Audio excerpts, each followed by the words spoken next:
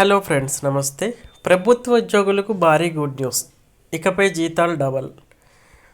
ఏడాదిగా కేంద్ర ప్రభుత్వ ఉద్యోగులు ఎంతో ఉత్కంఠగా ఎదురుచూస్తున్న 8వ వేతన సంఘం సాకారం కాబోతుంది.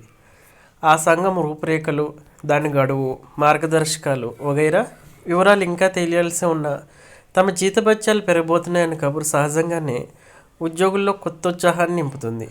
కేంద్ర వేతన సంఘం సిఫార్సులకు కొంచెం అటు ఇటుగా రాష్ట్రాల్లో వేతన సవరణ సంఘాలు కూడా సిఫార్సులు చేస్తాయి కనుక రాష్ట్ర ప్రభుత్వాల సిబ్బందికి సైతం సంతోషించే సందర్భమే. 10 ఏళ్ళకోసారి నియమించే వేతన సంఘాల గురించిన ప్రకటన ఎప్పుడు లోక్సభ ఎన్నికల ముందు వెళ్ళడం రివాజు.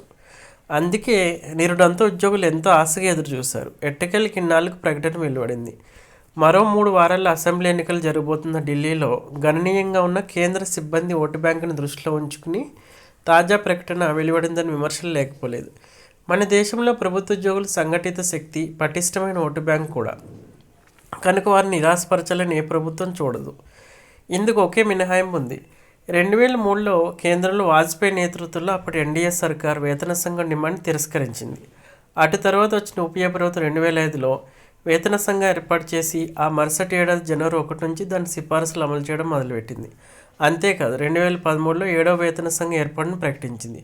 దేశంలో రక్షణ, రైల్వే విభాగాల సిబ్బందిని కూడా కలుపుకుంటే 49 లక్షల మంది